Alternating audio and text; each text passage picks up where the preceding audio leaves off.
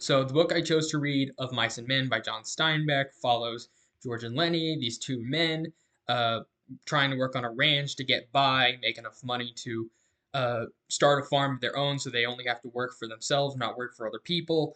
Um, the story goes over several ideas of identity and dreams and protest and tradition.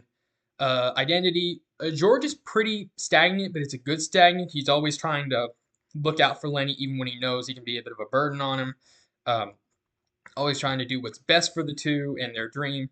And because of that, it gets so far ahead of him that at the end of the story, he ultimately makes the tragic decision to end Lenny's life, to not let him suffer those consequences of his unintended actions. Lenny is also very emotionally stagnant, but you get to see the kind of stagnant he is. Even though he's not the smartest, he knows that he can be a bit of a burden to George. He always tries to make up for him. He always tries his best to at least listen to him, to understand what he's saying.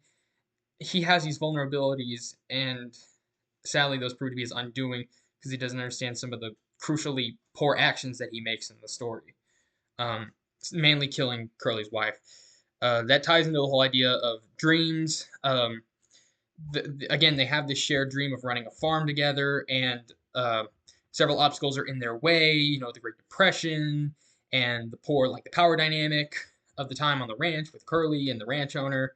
Um, but it's ultimately Lenny's unintended actions of killing Curly's wife that ultimately crushes their dream. It's like there's no possible chance of it happening now. So it's a very tragic end to what ultimately was a very hopeful and inspiring dream.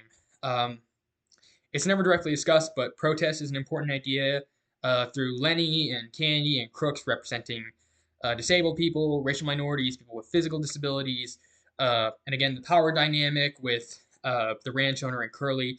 It's very it's very much against them. So it's kind of like calling an action against the kind of intolerance that was common then, and in some places is still very common now. And tradition, again, it's not explicitly discussed, but it's like this is the camaraderie between George and Lenny, always trying to stick together through thick and thin, even when things aren't always going easy. And the same case goes for all the people working on the ranch. Candy and Crooks.